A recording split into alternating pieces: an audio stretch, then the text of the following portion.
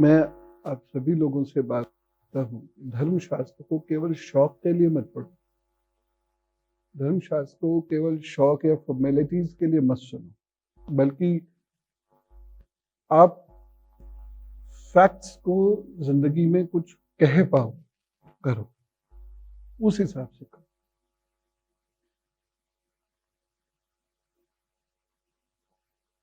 आज एक बच्चे ने 3 चीजें मुझसे मांगी, मुझे बड़ी खुशी हुई। क्या मांगे ये सब छोड़कर मैं सीधे मुद्दे पर आता हूं। मुझे मजबूरी में उसे ये कहना पड़ा, ना चाहते हुए भी स्वीकारोक्ति करनी पड़ी कि 100 में से 99 सन्यासी भी वो चीजें नहीं मांगते आजकल।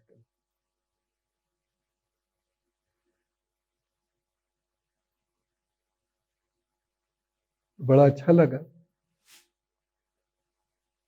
और यही उदाहरण है हमारे पास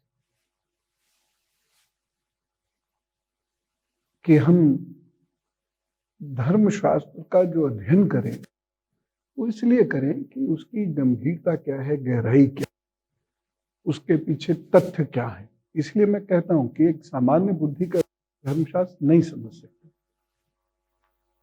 और चूंकि समझता नहीं तो जीवन में उतरे कैसे। आप ही लोग अपना विश्लेषण करें, कितना उतारा होगा अपने जीवन में। सबसे पहला विश्लेषण दिनचर्या का है, दूसरा विश्लेषण भाषा का है, बाकी तो बात की बात है।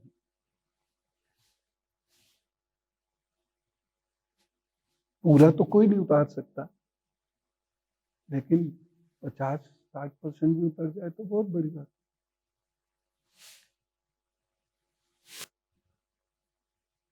और इसीलिए हमें बहुत झेलना पड़ता है, हमें दुख होता है। जैसे अभी चंद्रशेखर ने कहा रामचरितमानस के, अब देखिए जो एक एक कथा के 10-10 लाख रुपए, 5-5, 20-20 लाख रुपए लेता है, वो कहाँ है। ये हमारा फर्ज है कि हम लड़ें? नहीं, फर्ज तो है हमारा है, मतलब ये केवल हमारा ही दायित्व है कि हम लड़ें। बाकी लोग कहाँ हैं?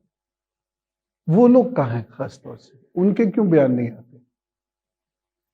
हम 3 दिन से लड़े पड़े इस मुद्दे पर।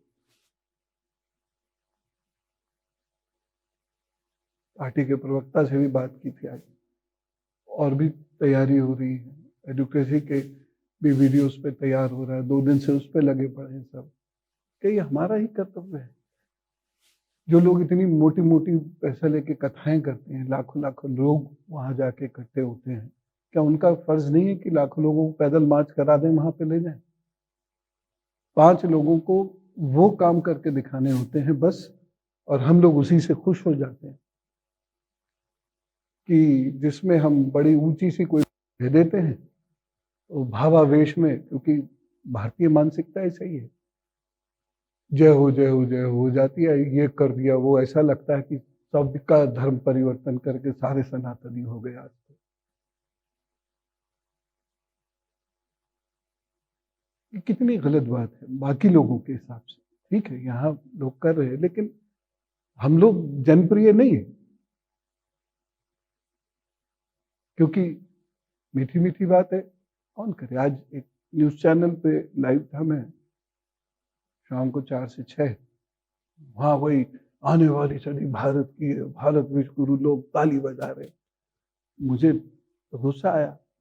एक तो ब्रेक में जाके मैंने अपने मन की सारी बात कह दी, दूसरा मैंने ऑन एयर भी इस बात को कहा कि ज्योतिष एक विज्ञान है, वैज्ञानिक की तरह बात करूंगा, भावावेश में कुछ नहीं होता।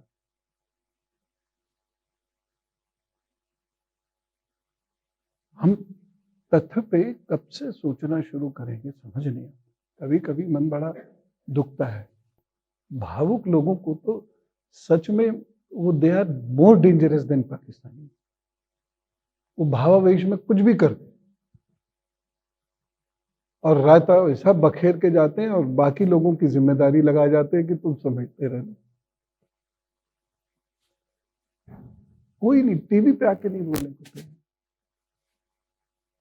जो लोग एकेडमिशियंस हैं, इंटेलेक्चुअल्स हैं, वो बोलने को तैयार नहीं है डर के मारे। लेकिन आप उन्हें मंच पे सुन लीजिए किसी भी, हम तो सनातन संस्कृति, भारत विश्व गुरु और फला ढिमका दुनिया भर के झूठ बोल के अब चले जाएंगे।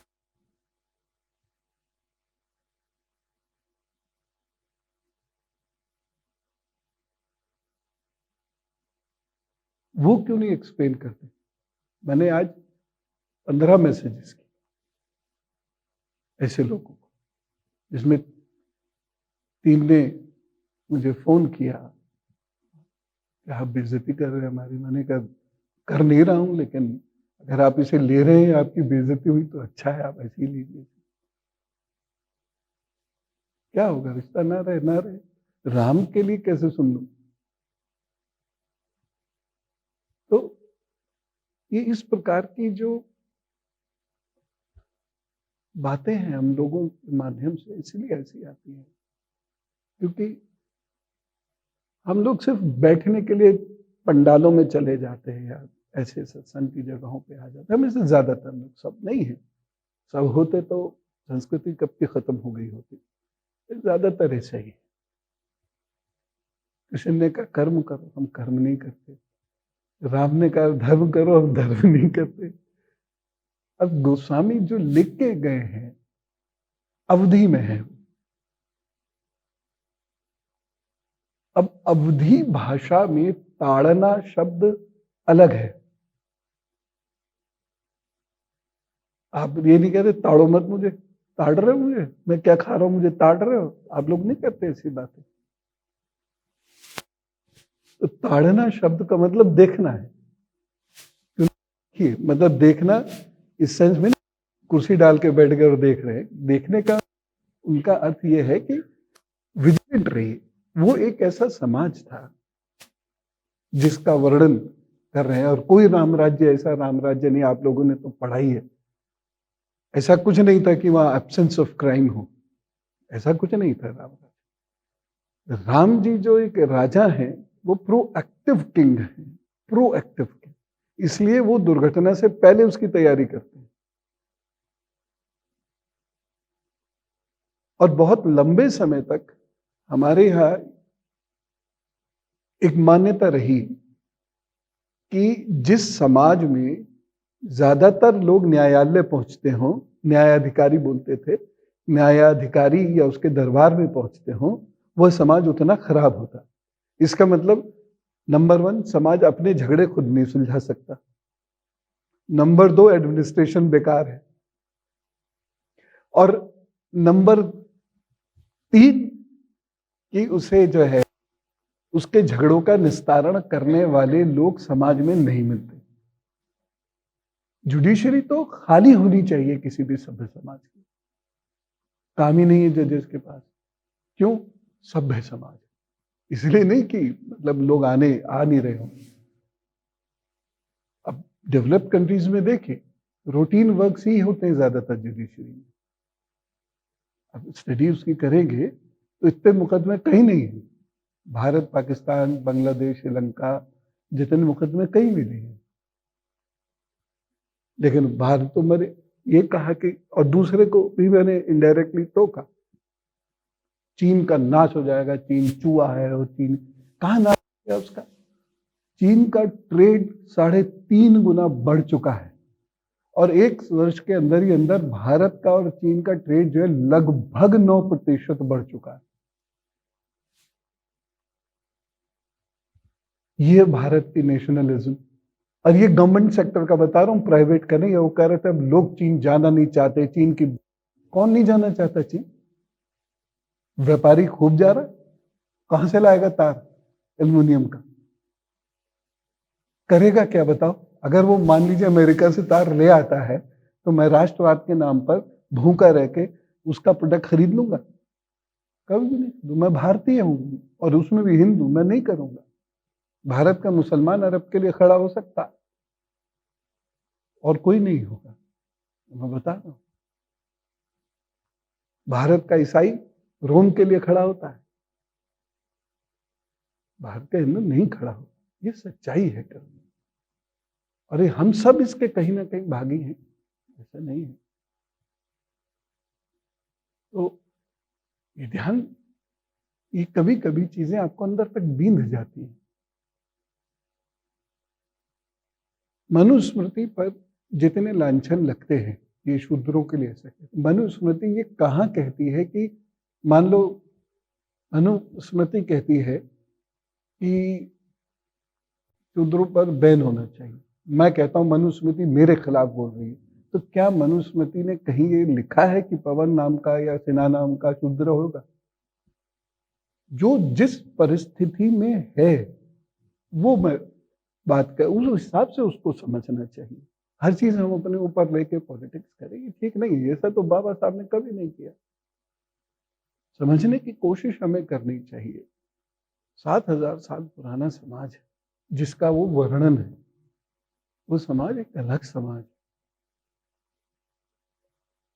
अब मैं 1467 साल पुराने समाज पर या 2000 साल पुराने समाज पर, 2022 साल पुराने समाज पर यदि उंगलियां उठाने लगूं, 100 करोड़ हम कम नहीं है अगर उंगली उठाने पर आ जाए, लेकिन नहीं उठाएंगे क्योंकि कायर है, टॉलरेंट नहीं, समझनी नहीं है। बहुत सारे धर्मगुरु बैठ के अब ये सोच रहे हैं कि इसका तोड़ क्या निकाला जाए। बहुत सारे धर्मगुरु अब सोच रहे हैं। तो मैंने कहा आप इतने सालों से, ऐसे दो लोग आज मिले थे, मैं इतने वर्षों से आप जो कथाएं करके कम से कम 3-4 करोड़ रुपया कमा चुके होंगे, तब क्यों नहीं सोचा? और ये कोई आज की डिबेट नहीं, तो बरसों की डिबेट है। क्यों नहीं सोचते हैं? और आपको एक चीज और बताऊंगा, यूनिवर्सिटी में यही पढ़ाया जाता है जो चंद्रशेखर ने कहा, वो भी प्रोफेसर है। तो इसीलिए मैं कभी कभी जैसे बहुत इरिटेट होकर कहता हूँ ना, क्यों आते हो यहाँ ये सब सुनने, जब उस पर कुछ चिंतन मनन ही नहीं करना, केवल यूं करके बैठ जाना है और चले जाना है। तो क्यों ना हम एक छोटा सा ग्रुप बना के और उनको तैयार करें, जिसको सुधरना हो। नहीं सुधरना होगा तो झेल ही रहे। कृष्ण ने भी झेला, हम तो इजी क्या। ये चीजें जो है ना, अब हम लोग ढबली बजाना सीख गए बिना मतलब के, और बिल्कुल खड़े नहीं होते अपनी चीजों के लिए। बहुत सारी चीजें, जैसे आज मुझे एक बड़े विद्वान हैं, वो समझाने लगे कि भक्ति मिली जब नारद से, तो भक्ति ने ये कहा, भक्ति ने वो कहा, भक्ति को लगा कि गुजरात बेकार है। तो मतलब अभी वो एक सिमली ली गई है, मैंने इसीलिए आपको पहले ही अलंकार पढ़ाए थे, वो एक सिमली ली गई है और उसे उसी के अनुसार हमें समझना होगा। हम कब तक ये सब चीजें करते रहेंगे? तो वैज्ञानिक पद्धति के अलावा सोचने की सलाह धर्म नहीं देता, और समय उचित होना चाहिए। अब समय के अनुकूल है, जैसे आज आपको युद्ध क्षेत्र में जाना है, टैंक चाहिए, आज रथ पे बैठ के थोड़ी चले जाओगे। तो सोचना, बिल्कुल सोचना ही नहीं चाहते हम लोग, और उसका खामियाजा ये धर्म भुगतता है और बाकी लोगों को कहने के मौके मिल जाते हैं।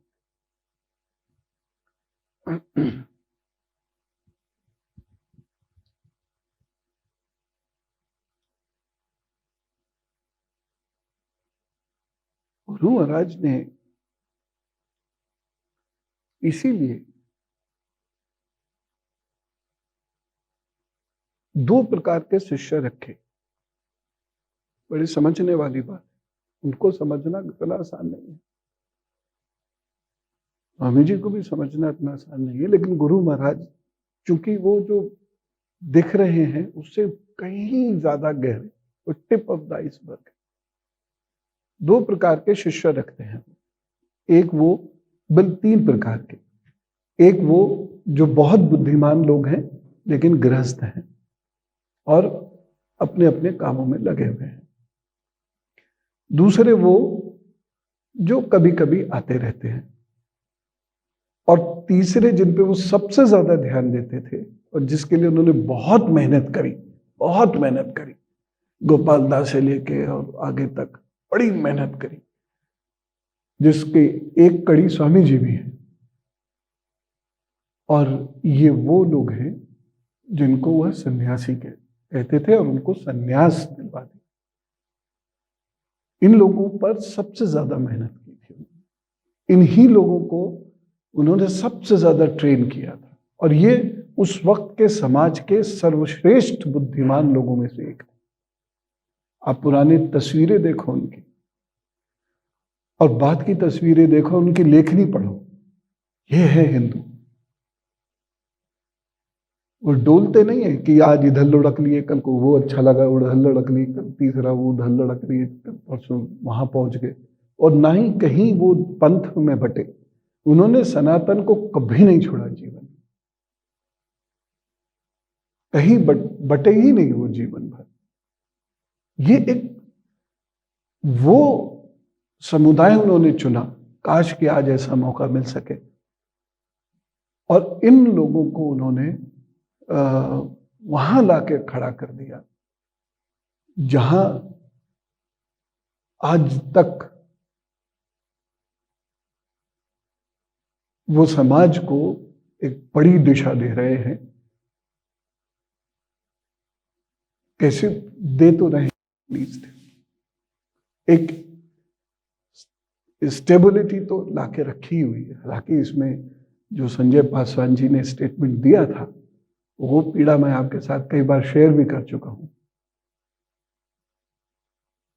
वो कहीं ना कहीं वो बात ठीक थी कि स्वामी जी को हार के आचरण से छुड़ाना पड़ेगा, उसी दायरे में रख के मत देखो उन्हें। लेकिन कुछ भी कहो, आखिर जहां कुछ वहां कुछ तो है।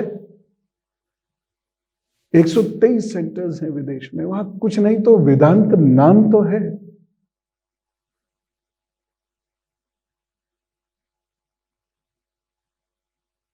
तो इस प्रकार हमें चीजों को बहुत गहराई से समझना पड़ेगा।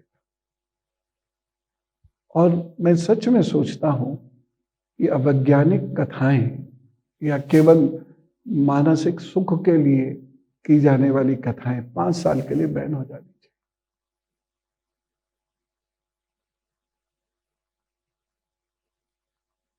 लोग ना सुने, मतलब बैन से मतलब सरकारी बैन थोड़ी हो सकता है। लोग ना सुने, आप देखना हालात बहुत जल्दी बदल जाएंगे। जो मटिया मेटीकरण होता है ना, वो बहुत खराब। अब कृष्ण जी शादियों में नाचने लगे, रूप बना बना के उनका, कृष्ण जी का रूप बना बना के शादियों में नचवा नहीं लगे। अब कृष्ण जी अकेले थोड़ी आएंगे, राधा जी भी आएंगे साथ, वो भी नाचने लगी बहू दूल्हे के इर्द गिर्द। क्या मतलब?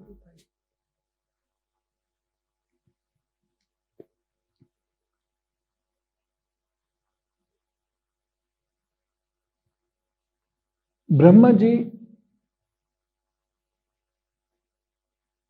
भगवान की स्तुति करते हैं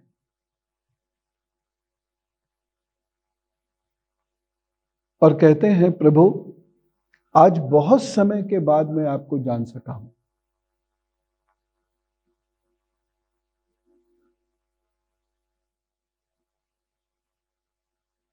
अहो, कैसे दुर्भाग्य की बात है कि देहधारी जीव आपके स्वरूप को नहीं जान पाते। मैं जब इन सब से निवट के चिंतन कर रहा था रास्ते में कि आज क्या बात करूंगा,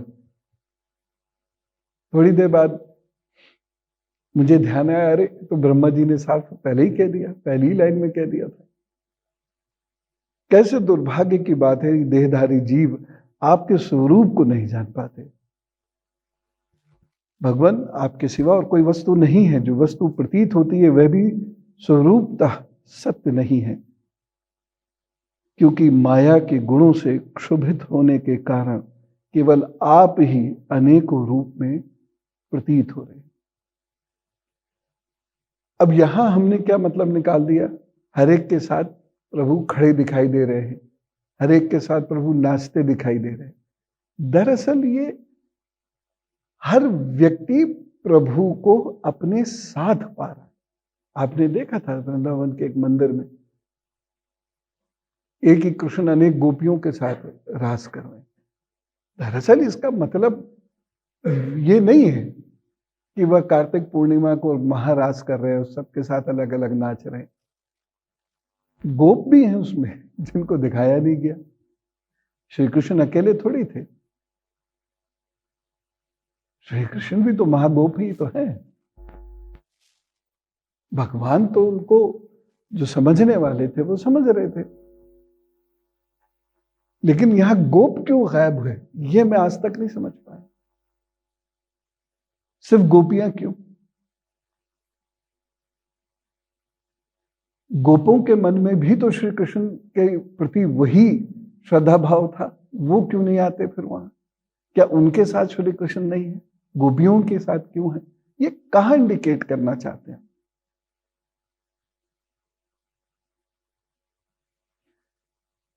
और दूसरा जो अर्थ है वो अर्थ ये है, आप में से अनेक लोग हैं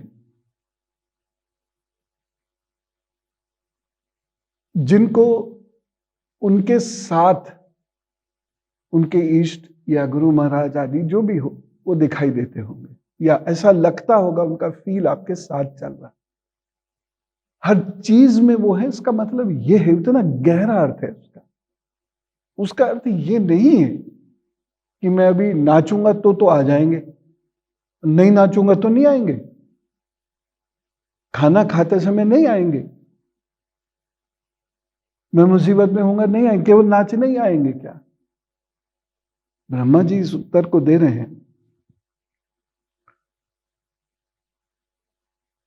जो वस्तु होती है वह भी स्वरूपतः सत्य नहीं है, और जो क्योंकि माया के गुणों से क्षुभित होने के कारण केवल आप ही अनेक रूपों में प्रतीत हो रहे हैं।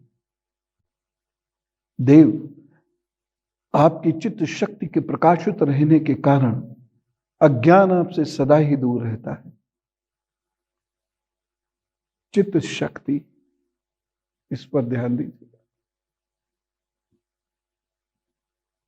चित्त में जो शक्ति है जिसमें आप निरुद्ध अवस्था को पार कर जाते हैं, पांचों वृत्तियों के परे जाकर जो शक्ति उत्पन्न होती है, और ये होती है, आप कोशिश करें, ये होती है। और यही कारण है कि जो लोग संन्यास से उन्मुख होते हैं वो बहुत कर्मठ होते हैं, क्योंकि प्रभु से लौ लगी रहती है, इसलिए हमेशा आनंद में रहते हैं, भ्रमण करते हैं, सूर्य के साथ चलते हैं। सूर्य के साथ चलना अब इसे लिटरल सेंस में मत ले जाना, मतलब जब सूर्य हो तो वो भी उठे हुए हो, तो सूर्य के साथ चलते हैं, प्रभु को याद करते हैं, एकांत में बिल्कुल चले जाते हैं। आपका यह रूप जिसके नाभि कमल से मैं प्रकट हुआ हूं, सैकड़ों अवतारों का मूल कारण।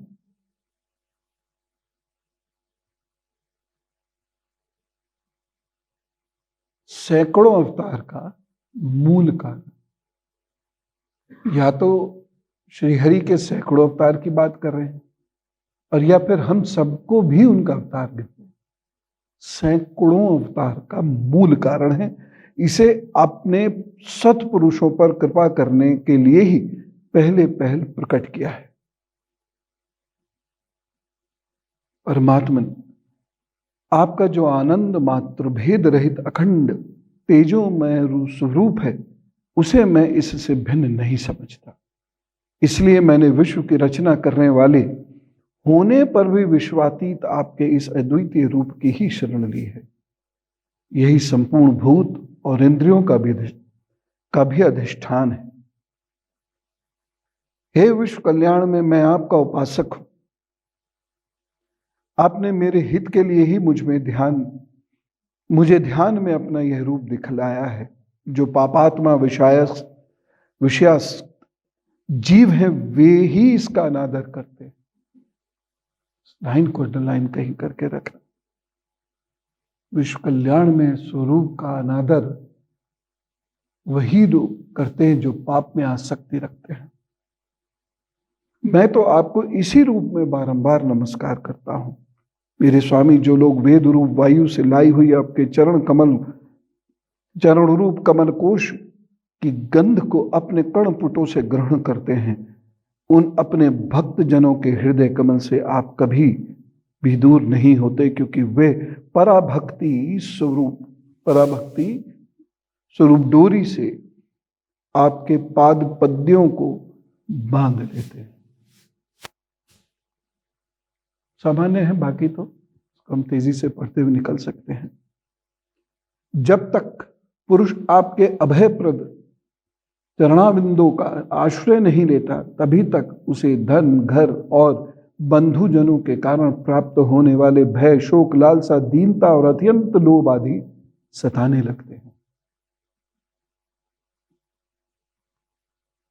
और तभी तक उसे मेरेपन का दुराग्रह रहता है, जो दुख का एकमात्र कारण है। स्वामी जी की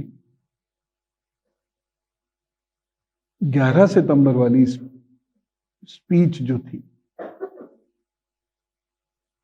अब उसे इस कॉन्टेक्स्ट में पढ़ना। मनुस्मृति के जो धर्म के 10 गुण हैं, अब उसे इस कॉन्टेक्स्ट में पढ़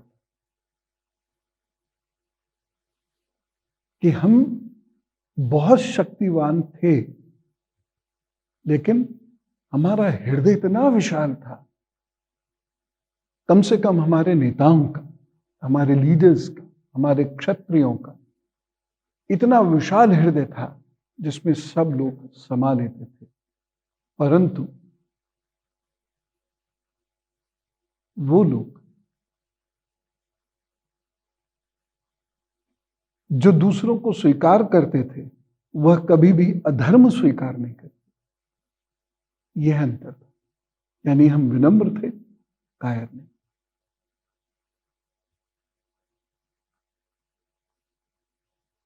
जो लोग सब प्रकार के अमंगलों को नष्ट करने वाले आपके श्रवण कीर्तन अंगों से इंद्रियों को हटाकर लेश मात्र विषय सुख के लिए दीन और मन ही मन लालायित होकर निरंतर दुष्कर्मों में लगे रहते हैं, उन बेचारों की बुद्धि देव ने हर ली है।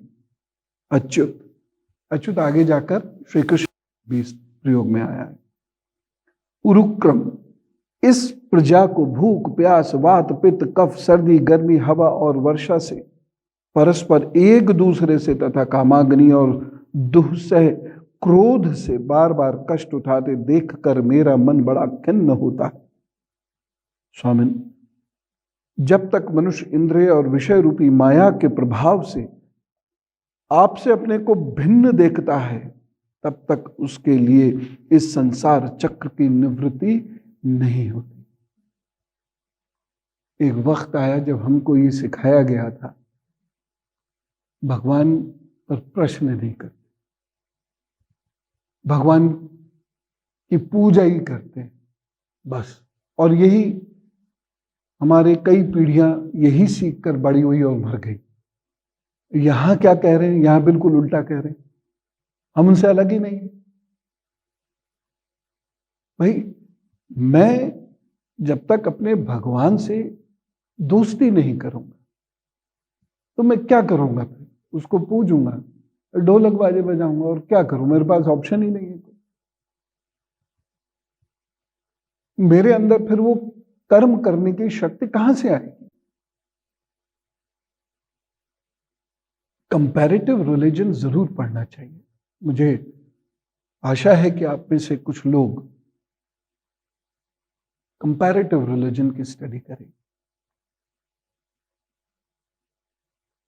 और जब आप इसको करेंगे तब आपकी समझ में बहुत सारी चीजें, हमने बहुत सारी चीजों में कंपैरेटिव स्टडीज की हैं, लेकिन कंपैरेटिव रिलीजन की स्टडी बहुत जरूरी है। इसी विषय पर इस्लाम क्या कहता है, इसी विषय पर जोरास्ट्रियनिज्म क्या कहता है, इस विषय पर क्रिश्चियनिटी क्या कहती है, ज्यूडाइज्म क्या कहता है, इस विषय पर क्या इजराइल साहब ने कोई वक्तव्य दिया है, कुछ ऐसी कोई बात कहते हैं, सुलेमान कुछ ऐसी बात कहते हैं, और अगर कहते हैं तो कौन कहता है। इस्लामिक स्टेट की स्थापनाएं करो, प्लूरैलिटी में बोल रहा हूं, ये किसने कहा, और लोग इसे करने लगे। एक कबीले से 56 देश बनाना आसान काम नहीं था, मैं प्रशंसा नहीं कर रहा हूं, लेकिन एक चीज की स्टडी तो करनी पड़ेगी। उधर हम कम होते जा रहे हैं, कहा हमसे भी यही जा रहा था, तो वो कौन लोग आए बीच में जिन्होंने हमें इस ज्ञान से दूर कर दिया। इसलिए हम लोगों को जीवन में आनंदोत्सव मनाने के साथ साथ ये कार्य करने चाहिए।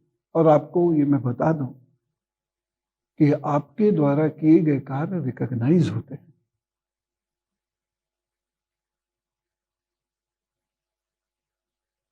आज 3 फेमस चेहरों ने, जो टेलीविजन के, मैंने वासु की बात बताई वो एक अलग बात है, लेकिन उन 3 चेहरों में राखी, राजकुमार शास्त्री जी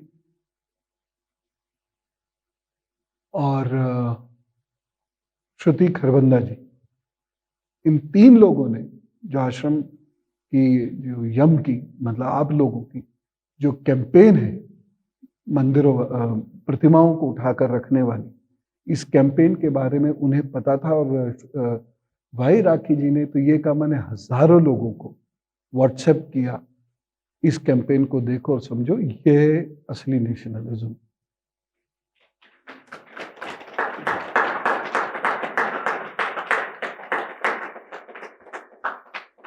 छोटी सी चीज थी, और वो वीडियो बार बार वो वीडियो सर्कुलेट होता है। तो हम भगवान से दूर कैसे हो सकते हैं? वो मंदिरों में रह के पूजने वाली चीज नहीं है। वो कब मंदिर में रहे? ये इतने प्रसंग आपने पढ़े, इसमें क्या कहीं मंदिर शब्द सुना? भगवान सृष्टि कर रहे हैं, कहीं जल में है, कहीं नभ में है, कहीं थल में है, तो हमें भी तो उनका अनुयायी बन के वही सब करना, हमें भी तो वही सब करना है। हम नहीं करेंगे तो फिर डंका कैसे बजेगा? और इंटरनली हम विक्षिप्त रहेंगे, परेशान रहेंगे। उसी को कह रहे हैं ये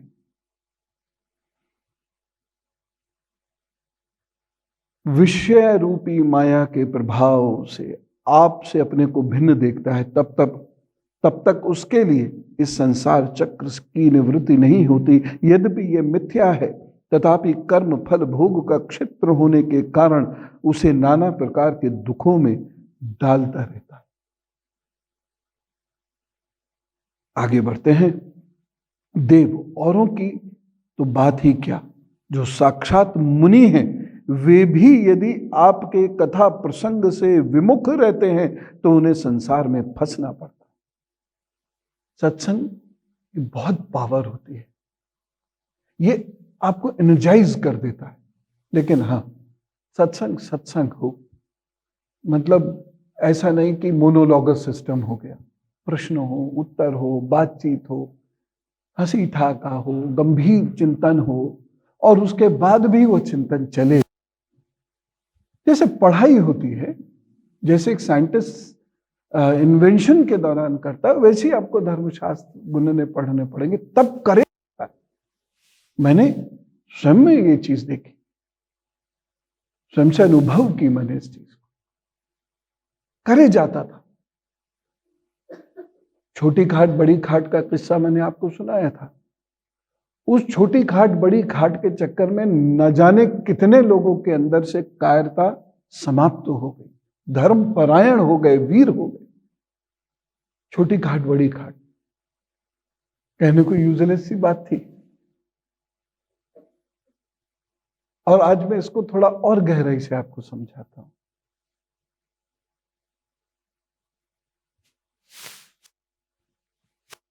वे कार्य ऐसे नहीं करते थे। उस स्तर का कोई भी व्यक्ति, कोई भी कार्य, कोई भी बात बिना सोचे समझे नहीं, हंस परिहास में भी सोच समझ। छोटी खाट मतलब मेरी नींद। मेरी नींद के लिए मुझे विशाल चीजों की आवश्यकता नहीं है। और बड़ी खाट यानी लोगों का चैन सुख, जिसके लिए मुझे एक बड़े स्थान की आवश्यकता है। मेरा क्या है, मैं कहीं भी। अब उसका अर्थ समझने की कोशिश, इसलिए जब मैं सोने जाऊंगा, आराम करूंगा, तो छोटी खाट पे जाऊंगा। कहते थे मैं आराम करने जाऊंगा तो छोटी खाट पे चला जाऊंगा, मेरी आवश्यकता इससे अधिक नहीं है। और बड़ा स्थान इसलिए होना आवश्यक है क्योंकि उस वहां पर सृष्टि का पालन करने का अवसर प्राप्त होगा। अब आप देखिए, छोटी सी चीज में भी कितना गहरा अर्थ, छोटी सी चीज में कितना गहरा अर्थ। और यही कारण रहा, स्वामी जी कहीं भी सो जाते, आप लोगों ने तो देखा, अल्मोड़ा में भी जाकर देखा, उनके पांव भी उस बिस्तर में उसमें नहीं आते थे, तो वो पांव छोटे कर लेते। लेकिन एक खास किस्म की कुर्सी या सोफे पे ही बैठ के वो लोगों से मंत्रणा चर्चा करते थे, क्योंकि वो सृष्टि का काम था।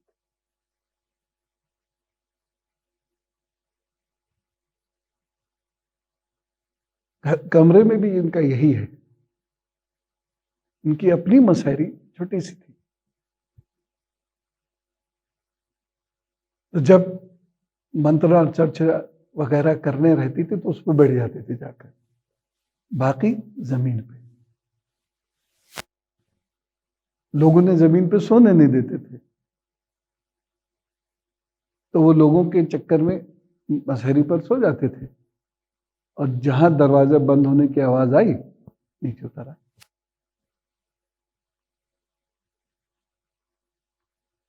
क्योंकि उसके दो ही लोग एंटर कर सकते थे आधिकारिक रूप से कमरे में, वो भी 10-20 बार खटखटाते थे, और इतने में वो अपना बिस्तर बदल लेते थे। सोच, आप कहेंगे इससे क्या फर्क पड़ता है? पड़ता है, क्योंकि मन सदता है। एक एक शब्द जो आपके मुंह से निकलता है उसका फर्क पड़ता है, क्योंकि उससे वाक्य सदता है। इसलिए एक शब्द भी गलत कैसे कोई बोल सकता है, फिर धीरे धीरे वाक्य गलत बोलेगा, फिर बात गलत बोलेगा, पूरे पूरे सेमिनार गलत बोलेगा। यही साधना है, और यही बाकी दुनिया क्या करती, छोड़ो ना। स्वयं को साधना होता है, उसके बाद फिर दुनिया को साधेंगे।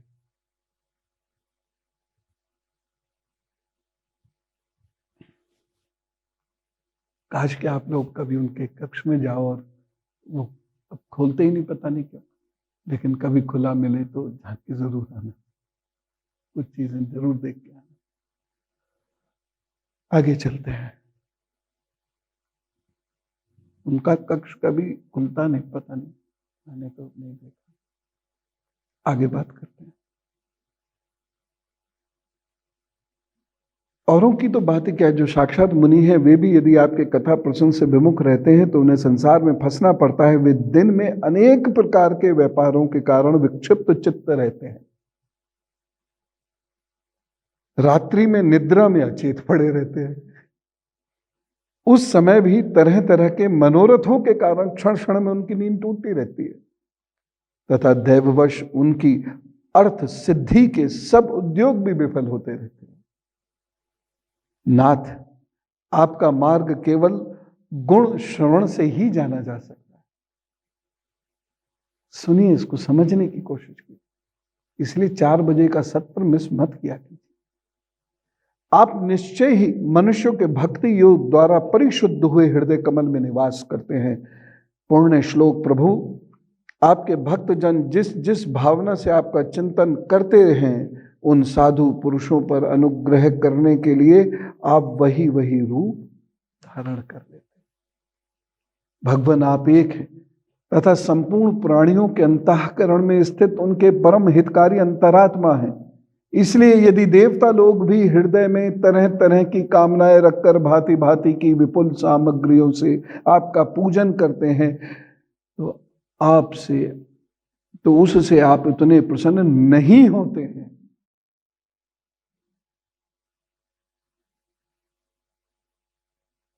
अब तो ये बात ब्रह्मा जी कह रहे हैं। मेरी बात तो आप नहीं लोगों से कहते होंगे या जीवन में उतारते होंगे, ये तो ब्रह्मा जी की बात उतार लेना। विपुल सामग्रियों से आपका पूजन करते हैं तो उससे आप उतने प्रसन्न नहीं होते जितने सब प्राणियों पर दया करने से होते हैं। 56 भोग लगाओ न लगाओ कुछ फर्क नहीं पड़ता, खाना सब हमें ही। अच्छा हो कि हम 56 भोग के 10 थाल यानी 560 प्रकार के भोग की बजाय 560 प्रकार की 560 पीसेस ले लें किसी एक चीज के और 560 लोगों में उसे बांट दें, प्रभु उससे खुश होंगे। तांत नीरे बेमतलब के तो खुश है।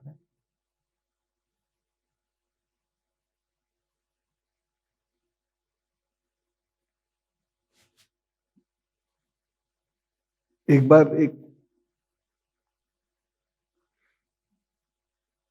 बलिदानी पुरुष के मंदिर का उद्घाटन करने में गया था और भी 2-3 लोग थे।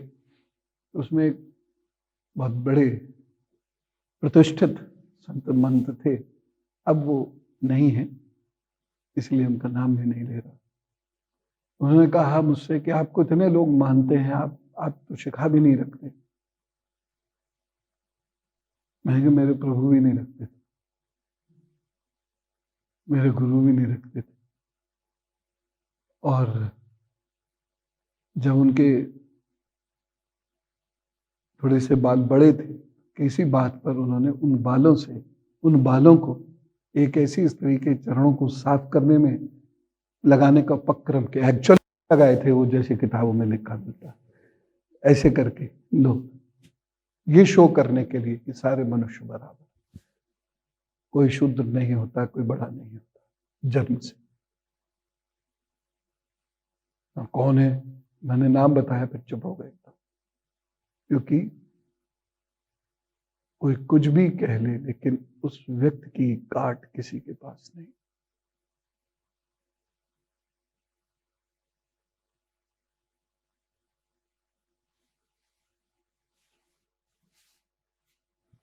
एक समय था जब मेरे छोटी थी, मैंने कटवा दी जानबूझ के।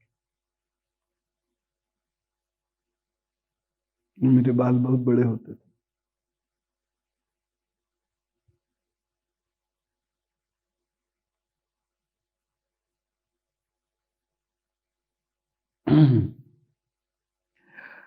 यद्यपि मैं सत्यलोक का अधिष्ठाता हूं, जो 2 परार्ध पर्यंत रहने वाला और समस्त लोकों का वंदनीय है, तो भी आपके उस काल रूप से डरता हूं। उससे बचने और आपको प्राप्त करने के लिए ही मैंने बहुत समय तक तपस्या की है। आप ही अधियज्ञ रूप से मेरी तपस्या के साक्षी हैं। मैं आपको नमस्कार करता हूं। आप पूर्ण काम हैं, आपको किसी विषय सुख की इच्छा नहीं है, तो भी आपसे अपनी बनाई हुई धर्म मर्यादा की रक्षा के लिए पशु पक्षी मनुष्य और देवता आदि जीवन योनियों में अपनी ही इच्छा से शरीर धारण कर अनेकों लीलाएं की हैं। ऐसे आप पुरुषोत्तम भगवान को मेरा नमस्कार है। प्रभु, आप अविद्या, अस्मिता, राग, द्वेष और अभिनिवेश पांचों में से किसी के भी अधीन नहीं है। तथापि इस समय जो सारे संसार को अपने उदर में लीन कर भयंकर तरंगमालाओं से विक्षुब्ध प्रलयकारी जल में अनंत विग्रह की कोमल शैया पर शयन कर रहे हैं, वह पूर्व कल्प की कर्म परंपरा से श्रमित हुए जीवों को विश्राम देने के लिए है। आपके नाभि कमल स्वरूप भवन से मेरा जन्म हुआ है। यह संपूर्ण विश्व आपके उदर में समाया हुआ है। आपकी कृपा से ही मैं त्रिलोक की रचना रूप उपकार में प्रवृत्त हुआ हूं। इस समय योग निद्रा का अंत हो जाने के कारण आपके नेत्र कमल विकसित हो रहे हैं। आपको मेरा नमस्कार है। आप संपूर्ण जगत के एकमात्र शुद्ध और आत्मा हैं तथा शरणागतों पर कृपा बरसाने वाले हैं। अतः अपने जिस ज्ञान और ऐश्वर्य से आप विश्व को आनंदित करते हैं, उसी से मेरी बुद्धि को भी युक्त करें, जिससे मैं पूर्व कल्प के समान इस समय भी जगत की रचना कर सकूं। ये लाइन कितनी दमदार है, पूर्व कल्प के समान। आप लोगों के प्रश्नों का उत्तर मिल गया होगा।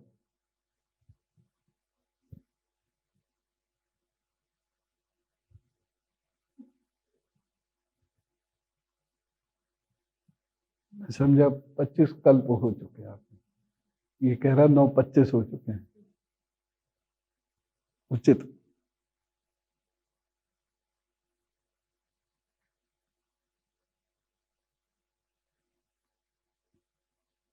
आप भक्त वांछा कल्प तरु हैं। अपनी शक्ति लक्ष्मी जी के सहित अनेकों गुण अवतार लेकर आप जो जो अद्भुत कर्म करेंगे, मेरा यह जगत की रचना करने का उद्यम भी उन्हीं में से एक है। अतः इसे रचते समय आप मेरे चित्त को प्रेरित करें, शक्ति प्रदान करें, जिससे मैं सृष्टि रचना विषयक अभिमान रूप मल से दूर रह सकूं।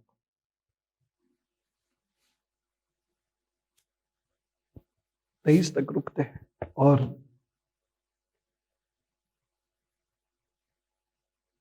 कभी कभी क्या होता था,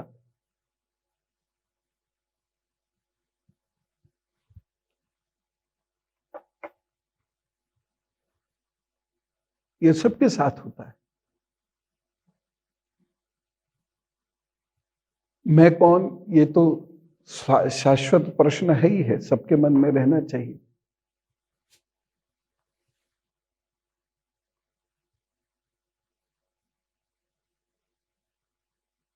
हमारे कर्म की, मेरा कर्म क्या हो,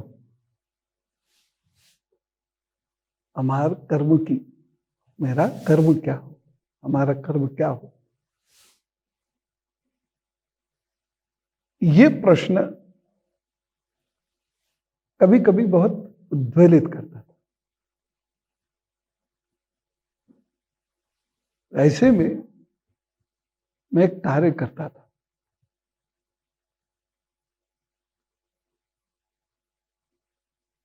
ध्यान करके, मेरे पास कोई चित्र वित्र नहीं था।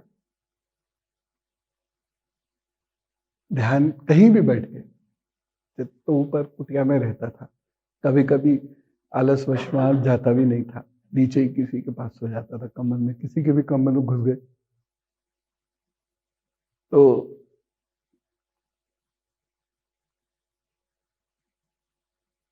ध्यान किया, गुरु महाराज का ध्यान किया,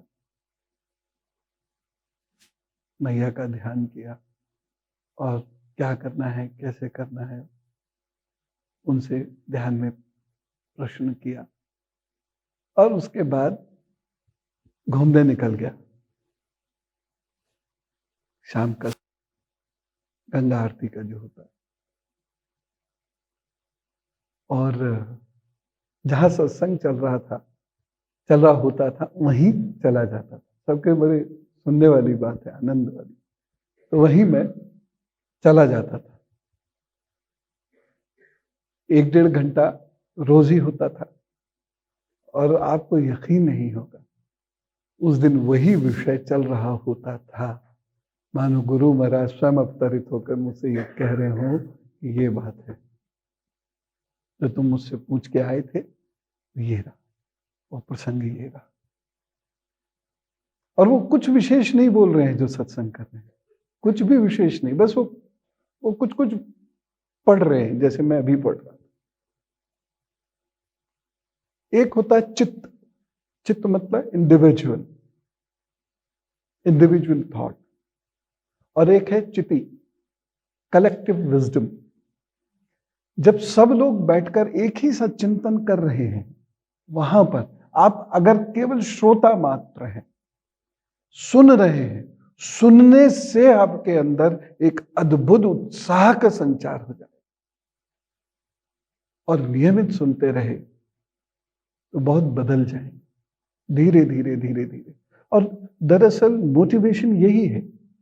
अब आजकल मोटिवेशन के तरीके बदल गए, उन लोगों के तरीके सीखे मोटिवेशन के जिनको एक्चुअली मोटिवेशन क्या होता पता ही नहीं था।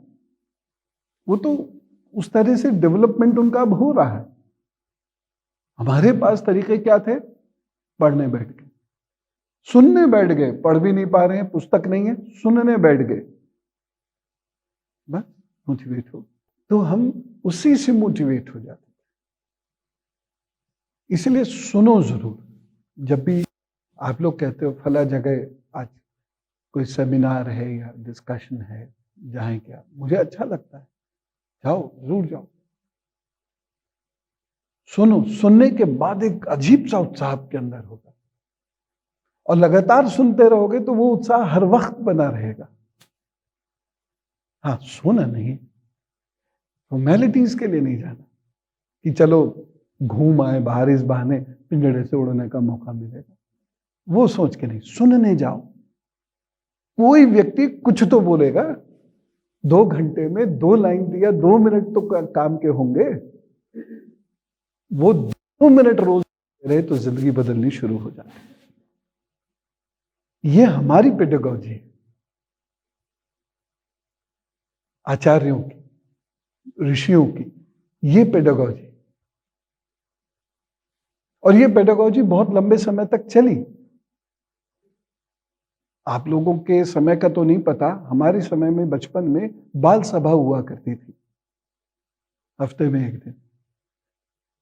और उसमें क्या होता था, सारे बच्चे बैठ जाते थे। यद्यपि उसका डिटोरिएशन शुरू हो चुका था। बाल सभा का मतलब था जिसमें बच्चे अपने मुद्दे भी डिस्कस करें।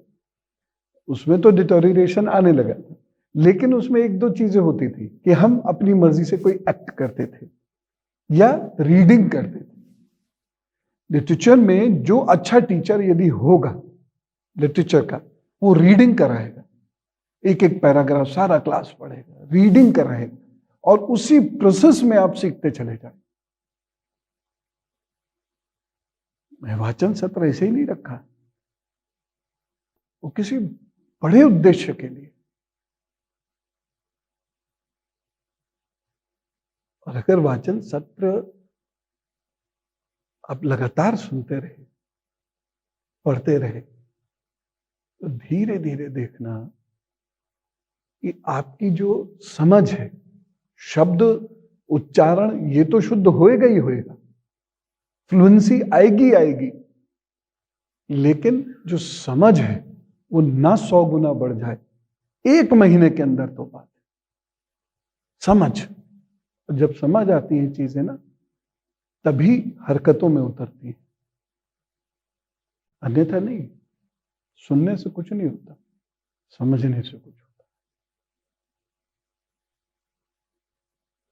तो मैंने आपको अपना उदाहरण इसीलिए मजबूरी में दिया, यद्यपि हमारी परंपराओं में अपने उदाहरण देना, अपने बारे में बातें करना मना है, करते नहीं हम लोग कभी, लेकिन जरूरी लगा मुझे इसलिए।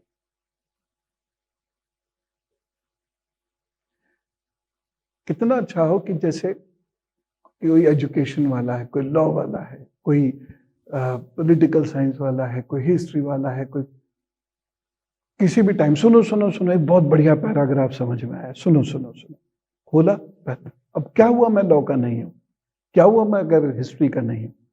मुझे पता तो होना चाहिए। मैंने वो सुन लिया। धीरे धीरे धीरे धीरे इसके रिजल्ट एकदम नहीं आएंगे। 10 साल बाद आप चलते फिरते लाइब्रेरी हो जाओ, तब आप लोगों का मुकाबला कर सकते हो, अन्यथा नहीं।